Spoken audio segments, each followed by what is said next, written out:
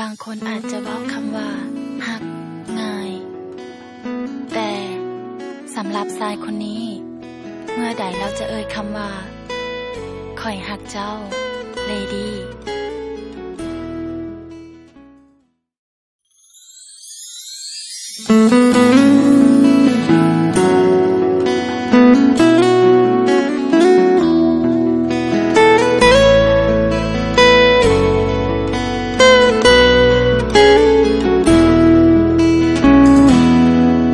จากเมืองหลวงแสนสีวิไลจากเดินไกลเข้ามาอยู่บ้านป่ามีภูเขาและพงพนากับทุ่งหญ้าและความจริงใจได้มาพบน้องสาวคนนี้ตกหลุมรักทันทีเมื่อได้พบเจออยากบอกหาอยากให้หูว่าใครคนหนึ่งนั้นคิดจังใดอยากจะบอกว่าคอยฮักเจ้า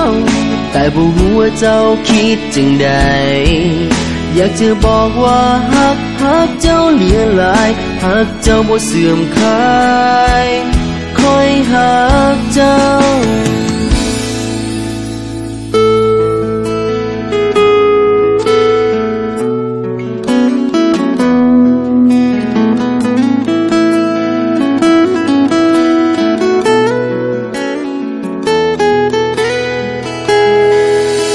จะบอกว่าคอยฮักเจ้า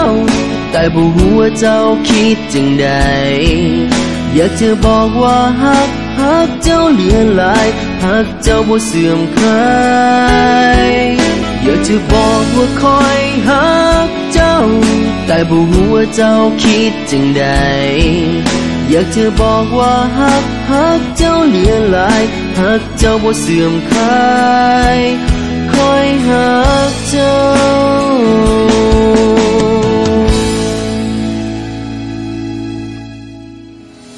อยากจะบอกว่าคอยฮักเจ้าแต่บ่รู้ว่าเจ้าคิดจังใดอยากจะบอกว่าฮักเจ้าเหลือหลายฮักเจ้าบ่เสื่อมคลายคอยฮักเจ้า